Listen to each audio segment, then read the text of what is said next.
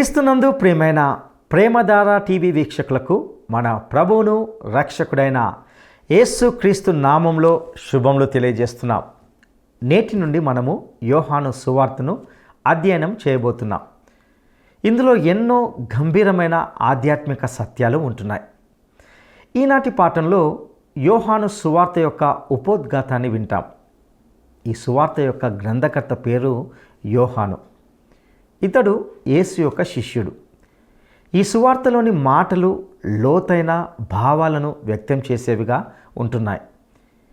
ఈ సువార్త యేసు యొక్క గుణాతిశయములను ప్రస్ఫుటించే సువార్తగా ఉంటున్నది. ఈ సువార్తలోని రచనా శైలి, ఇందులోని మాటలు క్రీస్తు యొక్క హృదయాన్ని సూటిగా స్పృశించే మాటలుగా ఉంటున్నాయి. ఈ సువార్త క్రీస్తు శకం 100వ సంవత్సరంలో రాయబడింది. ఈ సువార్త క్రీస్తును దైవ కుమారుడిగా చూపించే సువార్తగా ఉంటున్నది. ఈ సువార్త మిగతా సువార్తలకు కొంత భిన్నంగా వ్రాయబడింది.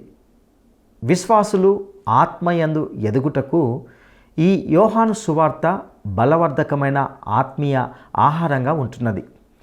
ఈ సువార్త యేసు యొక్క పునరుత్థానంను ఎక్కువగా వివరిస్తుంది. యేసు యొక్క పునరుత్థాన ప్రత్యక్షతలు ఇందులోనే ఎక్కువగా పేర్కొనబడ్డాయి. యోహాను సువార్త యేసును శరీరరీతిగా కాక ఆత్మరీతిగా ప్రత్యక్షం చేస్తుంది.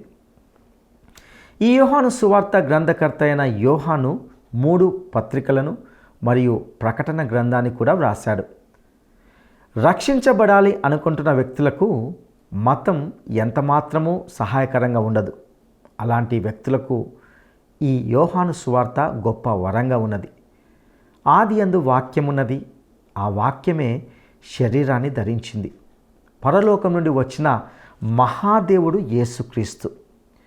యేసు దేవుని కుమారుడైన క్రీస్తు అని ప్రతి ఒక్కరూ నమ్మునట్లును, నమ్మి ఆయన నామమందు జీవం పొందినట్లును ఇవి వ్రాయబడ్డాయి. యేసే మార్గము, సత్యము, జీవమై ఉన్నాడు. ఈ రోజున లోకానికి కావలసింది మతము కాదు, యేసు ప్రభువు ఇచ్చే జీవము కావాలి. యేసే జీవమును ఇచ్చే జీవదాత. ఈ సువార్తలో కొన్ని ప్రత్యేకమైన మాటలను, పదాలను మనం వినబోతున్నాం. వాటిని కూడా లోతుగా ధ్యానిస్తాం. ఇక సందేశాన్ని వినడానికి మనము సిద్ధపడదామా? ప్రియ సోదరి సోదరులారా, మీ బైబిళ్ళు తెరిచి చూడండి. ఈరోజు మనం యోహాను సువార్త ఉపోద్ఘాతం వినబోతున్నాము. యోహాను సువార్త ఎంతో సులభగ్రాహ్యం అనుకుంటారు, కానీ అందలి ఆధ్యాత్మిక సత్యాలు ఎంతో గంభీరమైనవి. చిన్న మాటలతో గొప్ప అర్థాన్ని వ్యక్తం చేసే సువార్త యోహాను సువార్త. ఉదాహరణకు 1వ అధ్యాయం 11, 12 వచనాలు. ఆయన తన స్వకీయుల వద్దకు వచ్చాడు, ఆయన స్వకీయులే ఆయనను అంగీకరించలేదు. తనను ఎందరూ అంగీకరించారో వారికందరికీ, అనగా తన నామమునందు విశ్వాసముంచిన వారికి దేవుని పిల్లలవడానికి ఆయన అధికారం అనుగ్రహించాడు. యోహాను సువార్త యేసుక్రీస్తు వారి గుణాతిశయములను ఆధ్యాత్మిక చింతనాపరులకు విడమరిచి చెప్పే శుభవార్త. యోహాను సువార్త 14వ అధ్యాయం 20వ వచనం. యేసు అన్నాడు, నేను నా తండ్రి యందు, మీరు నా యందు, నేను మీ యందు ఉన్నాము. ఈ మాటలు ఎంత గొప్ప వేదాంతినైనా ఇట్టే ప్రభావితం చేస్తాయి. మీరు నా యందు అంటే రక్షణ, నేను మీ యందు అంటే పవిత్రీకరణ. ఈ రెండు అనుభూతిపరమైన భావాలు. మాటలు సులభంగానే ధ్వనిస్తాయి, కానీ అందలి భావం ఎంతో లోతైనది. ఆధ్యాత్మిక మర్మాలను భక్త యోహాను తనదైన ప్రత్యేక శైలిలో కరతలామలకం చేస్తాడు. పండు ఒలిచి నోట్లో పెట్టినట్లే ఉంటాయి యోహాను మాటలు. క్రీస్తు హృదయాన్ని సూటిగా స్పృశించే మాటలు. మాటలు కావవి, పరలోక ముత్యాల మూటలు. రచయిత యోహాను, రాయించినవాడు పరిశుద్ధాత్మ. ఆధ్యాత్మిక సువార్తను ఆత్మ రాయించాడంటే ఈ సువార్త మిగతా బైబిల్ అంతటిలాగే దైవ ప్రేరితం. క్రీస్తు శకం 100వ సంవత్సరంలో రాయబడింది. యోహాను ఈ సువార్త రాసిన కాలం నాటికి తతిమ అపోస్తలులందరూ చనిపోయారు. తానొక్కడే యోహాను మిగిలి ఉన్నాడు. ఆ రోజుల్లో గ్నోస్తిక వేదాంతమని ప్రచారంలోకి వచ్చింది. యేసు దేవుడు, మానవుడు కాడు. అపోస్తలులు యేసును మరణానంతరం చూచామనుకున్నారు. అది భ్రాంతి. వారు ఆయన్ను చూడనే లేదు. ఇది గ్నోస్తిక వాదం. ఈ వితండ ధోరణిని ఖండించడానికి యోహాను ఈ సువార్త రాశాడు. ఈ సువార్త రచనాకాలం క్రీస్తు శకం 100వ సంవత్సరం. మత్తయి, మార్కు సువార్తల తరువాత యోహాను సువార్త పాఠకులను మరింకా ఆధ్యాత్మిక లోతుల్లోకి నడిపించటానికి రాయబడింది. ఒక విధంగా చూస్తే 4 సువార్తలు కలిసి ఒకే సువార్త, యేసు వార్త. యోహాను సువార్త పక్షిరాజులాగా మనల్ని పైకి పైకి తీసుకువెడుతుంది. బెత్లెహేములో యేసు పుట్టిన వార్త ఇందులో లేదు. క్రిస్మస్ బాలుడుగా యేసు ఇందులో కనిపించడు. ఆదియందు వాక్యం ఉండింది అంటూ ఈ గ్రంథాన్ని రచయిత ఆరంభించాడు. గత నిత్యత్వమా, అది ఎప్పటిది అంటారా? అనూహ్యం. ఆయన పుట్టుకకు ముందు మహానిత్యత్వం ఉంది. ఆ వాక్యము దేవుని వద్ద ఉండింది. వాక్యము దేవుడై ఉండింది. సమస్తము ఆయన మూలంగా కలిగింది. కలిగి ఉన్నది ఏదీ ఆయన లేకుండా కలగలేదు. యోహాను సువార్త 1వ అధ్యాయం 14వ వచనం, ఆ వాక్యము శరీరధారి అయి మన మధ్య నివసించింది. ఎవడూ ఎప్పుడైనా దేవుణ్ణి చూడలేదు. తండ్రి రొమ్మున ఆయన వక్షస్థలాన ఉన్న అద్వితీయ కుమారుడే ఆయనను బయలుపరిచాడు. ఆద్యంతములు లేనివాడు మనకు కనిపించాడు. ఆయనే యేసుక్రీస్తు. కనిపించనివాడు యేసుగా కనిపించాడు. పుట్టుక లేనివాడు పుట్టాడు. అవతరించిన దేవుడే దేవుని అద్వితీయ కుమారుడైన యేసు. నిత్యత్వము నుండి కాలములోకి దిగివచ్చిన వాక్యావతారం యేసు. యేసు జన్మ వృత్తాంతాన్ని నమ్మిన విశ్వాసిని యోహాను అనిర్వచనీయమైన ఆధ్యాత్మిక లోతుల్లోకి, ఉన్నత శిఖరాలపైకి తీసుకువెడుతున్నాడు. విశ్వాసులు ఆత్మయందు ఎదగడానికి యోహాను సువార్త బలవర్ధకమైన ఆహారం. యోహాను సువార్త మొదట చదివి విని విశ్వాసి అయిన వ్యక్తికి యోహాను సువార్త బాగా అర్థమవుతుంది. అందుకే మేము ఘంటాకంఠంతో చెబుతున్నాము, యోహాను సువార్త ఒక ఎత్తు, మిగతా సువార్తలు మరో ఎత్తు. యోహాను సువార్త 13 నుండి 17వ అధ్యాయం వరకు విశ్వాసులకు మాత్రమే అన్వయించే సత్యాలెన్నో ఉన్నాయి. యేసు పునరుత్థానాన్ని యోహాను సువార్త ఎక్కువగా వివరిస్తుంది. పౌలన్నాడు 2 కొరింథీ 5వ అధ్యాయం 16వ వచనం, ఇక మీదట యేసును శరీరరీతిగా ఎరుగము. యోహాను సువార్త యేసును శరీరరీతిగా కాక ఆత్మరీతిగా ప్రత్యక్షం చేస్తుంది. యేసును పునరుత్థానుడైన యేసుగా మనం ఎరుగుదుము. యేసు తిరిగి లేచి 7 సార్లు శిష్యులకు కనిపించిన వైనం యోహాను సువార్తలో ఉండడం గొప్ప విశేషం. మగ్దలేనే మరియకు తోటలో కనిపించాడు. తరువాత మేడగదిలో శిష్యులకు కనిపించాడు. అప్పుడు తోమా లేడు. 3వసారి తోమా ఉన్నప్పుడు మేడగదిలో కనిపించాడు. ఈ 3 యోహాను సువార్త 20వ అధ్యాయంలో ఉన్నాయి. ఆ తరువాత గలిలీ సముద్ర తీరాన కనిపించాడు. శిష్యులు కొందరు చేపలు పట్టుతున్నారు. యోహాను సువార్త 21వ అధ్యాయం 5వ వచనం, పిల్లలారా, తినడానికి ఏమైనా ఉందా అని ప్రభువు వారిని అడిగిన సందర్భమిది. ప్రియ శ్రోతలు, సోదరీ సోదరులు, మీరు ఈ లోక సముద్రంలో ఎన్ని చేపలు పట్టారు? తీసుకురండి అని ప్రభువు మిమ్ములను అడిగే రోజు రాబోతోంది. జాగ్రత్త. ఆయన చెప్పినట్లు మనుషులను పట్టే జాలరులై ఉండాలి. సముద్ర తీరాన యేసు శిష్యులతో ఉదయకాల భోజనం పంచుకున్నాడు. యోహాను సువార్త 21వ అధ్యాయం 15 నుండి 17వ వచనం వరకు శిష్యుడైన పేతురుకు యేసు ప్రేమ పరీక్ష పెట్టాడు. నన్ను ప్రేమిస్తున్నావా అని అడిగాడు. యేసు కొరకు సేవ చెయ్యాలంటే ఇదే యోగ్యతాపత్రం. నీవు యేసును ప్రేమిస్తున్నావా? పేతురు హతసాక్షి అవుతాడు అన్నాడు ప్రభు. గాని యోహాను ఇంకా బహుకాలం బతికి ఉన్నాడు. ఈ సువార్త రాయటానికే యేసు అతణ్ణి మిగిల్చాడు. ఈ యోహాను 3 పత్రికలు, ప్రకటన గ్రంథం కూడా రాశాడు.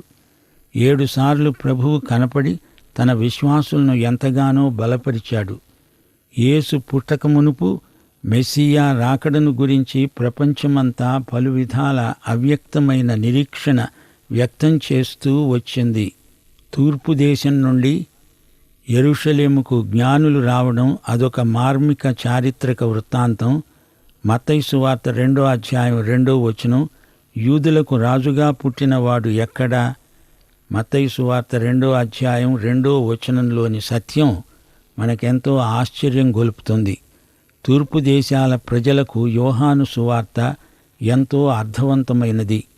ఈజిప్టు, బబులోను, పర్షియా, భారతదేశం, చైనా ఈ దేశాలకు యోహాను సువార్త ఎంతో అమూల్యమైనది. టిబెట్టు, మంగోలియా ఇవే తూర్పు దేశాలు. జ్ఞానులు మహారాజ సందర్శనార్థమై ఈ దేశాల నుంచే వచ్చారు. వారు బంగారం, సాంబ్రాణి, బోళము కానుకలుగా తెచ్చి సమర్పించారు. తూర్పు మార్మికమైన దిక్కు. కొలంబసును అన్వేషకుణ్ణి చేసింది తూర్పు ఆకర్షణ. ధనధాన్య సమృద్ధి ఒక చెంప, కటికి దరిద్రం ఒక చెంప, సహజీవనం చేసే తూర్పు దేశాలు. తూర్పు దేశపు జ్ఞానులు యేసును వెతుక్కుంటూ వచ్చారు. మేము తూర్పున నక్షత్రం చూచాము, రాజును చూచి ఆరాధించడానికి వచ్చాము అన్నారు జ్ఞానులు. వారికి రక్షణ కావాలి. మతం వారిని రక్షించలేకపోయింది. అలాంటి తూర్పు దేశీయులకు యోహాను సువార్త దేవుడిచ్చిన గొప్ప వరం. పరలోక మహిమ నుండి వచ్చిన మహాదేవుడు యేసుక్రీస్తు. ఆది నుండి అంతకు ముందు నుండి ఉన్న వాక్యం శరీరం ధరించింది. తూర్పు దేశాలకు మతాలెన్నో ఉన్నాయి. ఇశ్రాయేలు తూర్పు దేశమే. దేవాలయాలు, ఆచారాలు లెక్కకు మిక్కిలిగా ఉన్నాయి. దేవాలయాన్ని శుద్ధి చేశాడు యేసు ప్రభు. యేసు తానే దేవాలయమై ప్రజలను తన వద్దకే కాదు తనలోకి రమ్మని ఆహ్వానిస్తున్నాడు. ఇదే యోహాను సువార్త. దేవుడు మహాపరిశుద్ధుడు. నీవు శుద్ధి పొందకుండా దేవుణ్ణి ఎలా ఆరాధించగలవు? నిన్ను శుద్ధి చేసి నిన్నే తన ఆలయముగా చేసుకోగోరుతున్నాడు యేసు ప్రభు. నికోదేము యేసు ముఖాముఖిగా సంభాషించిన సన్నివేశం యోహాను సువార్తలోనే ఉన్నది. మతంతో, మతాచారాలతో, మత ఛాందసంతో నిండిపోయిన నికోదేముకు యేసు చేసిన దివ్య ప్రబోధం మరువరానిది. యోహాను సువార్త 3వ అధ్యాయం 3వ వచనం, నీవు తిరిగి జన్మించాలి. నికోదేముకు నూతన జీవం కావాలి. పాత మతం పోవాలి. పాత వస్త్రానికి మాసికలు వేయడానికి ప్రభువు రాలేదు. మనకు నీతి వస్త్రం కప్పటానికి వచ్చాడు యేసు ప్రభువు. విశ్వాసమాత్రం చేత మనల్ని నీతిమంతులను చేసి దేవుని ఎదుట మనల్ని నిలువబెట్టడానికి యేసు చేసింది ఎంతో ఉంది. స్త్రీత్వాన్ని యేసు ప్రభువు ఎంతో పైకి ఎత్తాడు. ఆయన స్త్రీ గర్భవాసాన జన్మించాడు. కానా పెండ్లికి హాజరయ్యాడు, ఆశీర్వదించాడు. యాకోబు బావి వద్ద గ్రామీణ స్త్రీతో మాట్లాడాడు. ఆమె ఎలాంటిదైనా ఆమె కోసం చనిపోవటానికే కదా ఆయన వచ్చాడు. పురుషులెంతో యేసు దృష్టిలో స్త్రీలు అంతే. ఆయన ఎట్టి వివక్షత చూపలేదు. 5,000 మందికి అన్నం పెట్టాడు.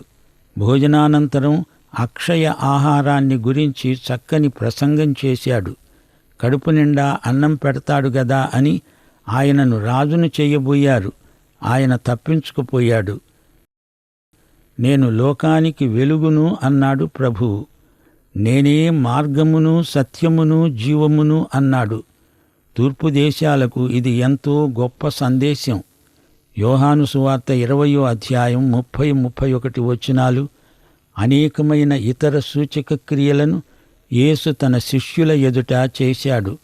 అవి ఈ గ్రంథమందు రాయబడి ఉండలేదు గాని యేసు దేవుని కుమారుడైన క్రీస్తు అని మీరు నమ్మేటట్లు, నమ్మి ఆయన నామమందు జీవము పొందేటట్లు ఇవి రాయబడ్డాయి. ఈ రోజున ఈ లోకానికి కావలసింది మతం కాదు, సూపర్ మతము కాదు, జీవం కావాలి. యేసే జీవదాత. ఈ సువార్తనే మనం ధ్యానించబోతున్నాము. సోదరీ సోదరులారా, వినండి. మత్తయి, మార్కు, లూకా సువార్తలు ఒకే పద్ధతిలో రాయబడినాయి. ఒకే దృక్పథంతో రచించబడినవవి. 4వ సువార్త అనగా యోహాను సువార్త వాటికి భిన్నమైంది. రచనా విధానంలో వేరైన ప్రత్యేక శైలి ఇందులో కనిపిస్తుంది. 1. మత్తయి, మార్కు యేసు చేసిన అద్భుతాలను గురించి ఎక్కువగా చెప్పారు. లూకా యేసు చెప్పిన ఉపమానాలను ఎక్కువగా చెప్పాడు. అయితే యోహాను ఈ పద్ధతిని వాడలేదు. 2. యోహాను సువార్తలో అద్భుతాలను సూచక క్రియలుగా చూపటం జరిగింది. ఈ సువార్తలోని సూచక క్రియలన్నీ ఒక ప్రత్యేక ఆధ్యాత్మిక సత్యానికి సూచనలు. 5,000 మందికి అన్నం పెట్టి జీవాహారాన్ని గురించి ఆయన మాట్లాడాడు. యోహాను సువార్తలో ఇలాంటి సూచక క్రియలు మొత్తం 11 ఉన్నాయి. 3. యోహాను సువార్తలో ఉపమానాలు లేవు. అయితే యోహాను సువార్త 10వ అధ్యాయం 6వ వచనంలో సాదృశ్యం అనే మాట వస్తుంది. సాదృశ్యం అంటే ఉపమానమే. మంచి కాపరి అనే భావన ఉపమానము కాదు, అది ఉపదేశం. యేసుక్రీస్తు యొక్క 3 సంవత్సరాల బహిరంగ సేవ యోహాను సువార్త కథా సంవిధానంలో చక్కగా ఇమిడిపోయింది. యోహాను సువార్త 1వ అధ్యాయం 29, 35 వచనాలలో మరునాడు, మరో చోట, 3 రోజులు అంటూ దినచర్యలను పరిచయం చేయటం జరిగింది. ఆయా స్థలాలను, పట్టణాలను కూడా రచయిత పేర్కొన్నాడు. యొర్దాను నదికి అవతల బేతనియా, గలిలయలోని కానా అంటూ భౌగోళిక ఆధారాలు మనకు యోహాను చూపుతున్నాడు. యోహాను సువార్తలో యేసు యొక్క దేవత్వం ప్రతిపాదించబడింది. అయితే ఆయన మానవత కూడా విస్పష్టంగా చూపబడింది. సమరయ్య మార్గాన నడిచిన యేసును ఈ సువార్తలో చూస్తాము. ప్రయాణం చేత అలసిపోయిన వాడై యేసు యాకోబు బావి దగ్గర కూర్చున్నాడు. మరోచోట యేసు ఏడ్చాడు. ఆయన యొక్క మానవతామహితమైన వ్యక్తిత్వాన్ని చూడండి. యేసు అని మాత్రమే చెప్పబడింది. యేసు క్రీస్తు అని చెప్పలేదు. కారణం, యేసు అన్నప్పుడు ఆయన మానవత మనకు స్ఫురిస్తుంది. యోహాను ఉద్దేశ్యం ఇదే.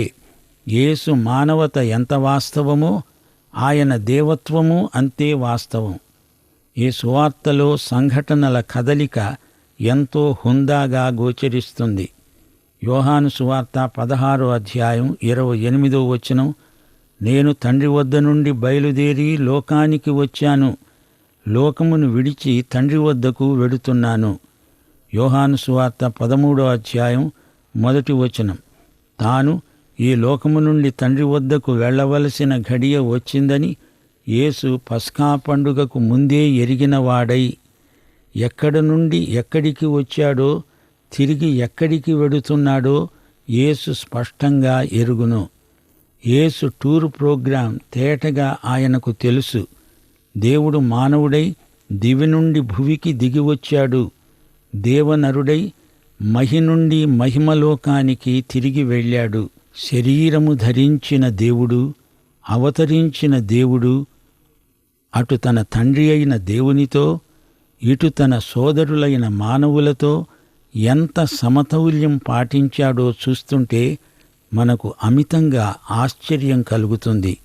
నమ్మటం, జీవం, సూచకక్రియ, తీర్పు, సాక్ష్యం, సత్యం, రాజ్యం అనే మాటలు మొదటి 12 అధ్యాయాలలో తరచూ వినపడతాయి. 13 నుండి 17వ అధ్యాయం వరకు నమ్మకం, ప్రేమ, క్రియలు, ఆజ్ఞ, ఫలం, నిలిచి ఉండడం, అడగడం, సత్యం, అపవాది, సైతాను, లోకాధికారి, అనే మాటలు వస్తాయి. 18 నుండి 21 అధ్యాయం వరకు వచ్చే మాటలు సాక్ష్యం, నమ్మకం, ప్రేమ, సత్యం, జీవం, రాజ్యం. ఇవి మాటలే కాదు, ప్రతి మాట ఒక అంశం. ప్రియ సోదరీ సోదరులారా, యేసే దేవుడని నమ్ముతున్నారా? ఆయనకు మీ వ్యక్తిగత జీవితాలను సమర్పించుకున్నారా? అయితే ఈ యోహాను సువార్త మీకోసమే. యోహాను సువార్త సత్యాలను ఇతరులతో పంచుకొని వారిని ప్రభువు దగ్గరికి నడిపించగలరు. యేసుకు నీవు శిష్యుడివా? అయితే నీవు ఇతరులను యేసు ప్రేమించినట్లే ప్రేమించాలి. దేవుని వాక్యమందు ఎడతెగక నిలిచి ఉండాలి. పరిశుద్ధాత్మ నీకు ఆదరణకర్త అయి నిన్ను ఆదరిస్తున్నాడా? ఆయన నిన్ను సర్వసత్యములోకి నడిపిస్తున్నాడా? అయితే ఈ సువార్త నీకోసమే. గమనించండి, ఈ సువార్త విశ్వాసులను అధిక విశ్వాసానికి పెంచుతుంది. దేవుని కుమారుడు మెస్సియా అయిన యేసు ప్రేమను మనలో అధికతరం చేస్తుంది యోహాను సువార్త. యోహాను యేసు ప్రేమించిన ప్రియ శిష్యుడు. యోహాను సువార్తలో యేసే సువార్త అన్న సత్యం అడుగడుగునా కానవస్తుంది. ఈ పత్రికను యోహాను ఎఫెసు నుండి రాసి ఉండవచ్చు. యేసు అవతారంతో పాటు బాప్తిస్మమిచ్చిన యోహాను సాక్ష్యం సువార్తకు సమర్థనీయమైన సంఘటనలు. యోహాను సువార్త 1 అధ్యాయం 14వ వచనం, ఆ వాక్యము శరీరధారి అయి కృపాసత్య సంపూర్ణుడుగా మన మధ్య నివసించాడు. తండ్రి వలన కలిగిన అద్వితీయ కుమారుని మహిమవలె మనము ఆయన మహిమను కనుగొన్నాము. యేసు తన మహిమనంతా పరలోకంలో విడిచిపెట్టి వచ్చినా తన దేవత్వాన్ని విడువలేదు. అందుచేత మానవుడైనా దేవుని మహిమ అడపాదడపా ఆయనలో కనిపించింది. యేసే శరీరము ధరించిన దేవుని వాక్యం. మానవతకు దేవుని సంపూర్ణ వ్యక్తీకరణ. సృష్టిలో యేసు ప్రత్యక్షం అవ్యక్తంగా ఉంది. అవతారంతో అది సమగ్రంగా సాక్షాత్కరించింది. యోహాను సువార్త 1 అధ్యాయం 18వ వచనం, ఎవడూ ఎప్పుడూ దేవుణ్ణి చూడలేదు, తండ్రి రొమ్మున ఉన్న అద్వితీయ కుమారుడే ఆయనను బయలుపరిచాడు. యేసే దేవుని యొక్క సంపూర్ణ ప్రత్యక్షం. యేసు దేవుని కుమారుడు అనే సత్యం యోహాను సువార్త అంతటా పేర్కొనబడింది. యేసు తానేమై ఉన్నాడో యోహాను సువార్తలో అనేక విధాలుగా వ్యక్తం చేశాడు. నేను ఉన్నవాడను, ఉన్నాను అన్న యేసు తానేమై ఉన్నాడో బయలుపరచడం యోహాను సువార్తలోని ప్రత్యేకత. నిర్గమకాండం 3వ అధ్యాయం 14వ వచనం, నేను ఉన్నవాడను అనబడేవాడను, నేను మార్గమును సత్యమును జీవమును, నేను లోకానికి వెలుగును, నేనే పునరుత్థానమును జీవమును. ఈ వాక్చిత్రాలన్నీ యేసు అందరికీ రక్షకుడని ప్రకటిస్తాయి. యేసు రక్షణ ఎలాంటిది? యోహాను సువార్తలో రక్షణ అనడానికి నిత్య జీవం పర్యాయ పదంగా వాడబడింది. దేవునితో జీవించటం, బ్రతకటం అది ఇక్కడే ఆరంభమవుతుంది. యేసునందలి విశ్వాసమే నిత్య జీవానికి మన అర్హత. నిత్య జీవం ఎల్లప్పుడూ కొనసాగేదే, అది ఆగదు. రక్షణ ఎప్పుడు అంటే అది ఇప్పుడే, ఇక్కడే. ఇదే అనుకూల సమయం, ఇదే రక్షణ దినం. ఈ లోకంలో ఉండగానే ఇప్పుడే, ఇక్కడే, ఈ క్షణమే నీవు రక్షణ పొందగలవు. యోహాను సువార్త ప్రకారం రక్షణ కేవలం వ్యక్తిగతం. యేసునందు విశ్వాసముంచాలి. రక్షణ పొందగానే నీవు విశ్వాసులలో ఒకడివి అవుతావు. ఈ విశ్వాసుల సమూహం ఒక ప్రత్యేక జాతి, వంశం, దేవుని వారసుల కుటుంబం. ఇదే సంఘం. ఈ సంఘం లోకంలో ఉంది. సంఘము విలువలు లోకం కంటే భిన్నమైనవి. దేవుని సత్యాన్ని లోకం వ్యతిరేకిస్తుంది. క్రైస్తవ విశ్వాసులను లోకం ప్రతిఘటిస్తుంది. ప్రియ సోదరీ సోదరులారా, యోహాను సువార్త ఆదియందు అనే మాటతో ఆరంభమవుతుంది. జగత్పునాది ముందు నుండి ఈ సువార్త మొదలైంది. ఈ లోకమంతటినీ సృష్టిని చేసిన దేవుని వాక్యమే యేసుక్రీస్తుగా అవతరించడం గొప్ప విశేషం. ఈ వాక్యమే ఈ రోజున నిత్యజీవం ఇవ్వడానికి సిద్ధంగా ఉంది. దేవునికి స్తోత్రం. మరో మాట, యోహాను సువార్తలోని సంఘటనలు, వాటితో పాటు యోహాను ఆ సంఘటనలపై చేసిన వ్యాఖ్యానం కలిపి మనం ధ్యానం చేయబోతున్నాం. ఈ సువార్త గ్రంథంలో యేసు వివిధ మనస్తత్వాలు గల గుంపులతో మాట్లాడాడు, శిష్యులతో మాట్లాడాడు, తనను వ్యతిరేకించే మతనాయకులతో మాట్లాడాడు, పెద్ద జనసమూహాలను ఉద్దేశించి మాట్లాడాడు. ఆయా సందర్భాలలో యేసు చెప్పిన మాటలు ఈ రోజున మన జీవితాలకు చక్కగా అన్వయిస్తాయి. ముగింపులో మీరు జ్ఞాపకముంచుకోవడానికి ఒక మాట చెప్పగోరుతాము. యేసుక్రీస్తు సృష్టికర్త, ఆ తరువాత ఆయన వాక్యముగా పంపబడ్డాడు. యేసే ఈ లోకానికి దేవుని తొలి పలుకు, తుది పలుకు. మనలో ఒకడై మనల్ని తనంత వాళ్లను చెయ్యడానికి ఆయన చెల్లించిన వెల శిలువ రక్తం. వచ్చే పాఠంలో యోహాను సువార్త 1వ అధ్యాయం వింటాము. అందాక సెలవు. ప్రభు అయిన యేసుక్రీస్తు వారి కృప, తండ్రి అయిన దేవుని ప్రేమ, పరిశుద్ధాత్మ అన్యోన్య సహవాసము మనకు సదాకాలము తోడై ఉండునుగాక. ఆమేన్. ప్రియులారా, ఇంతవరకు మనము యోహాను సువార్త యొక్క ఉపోద్ఘాతాన్ని గురించి విన్నాం.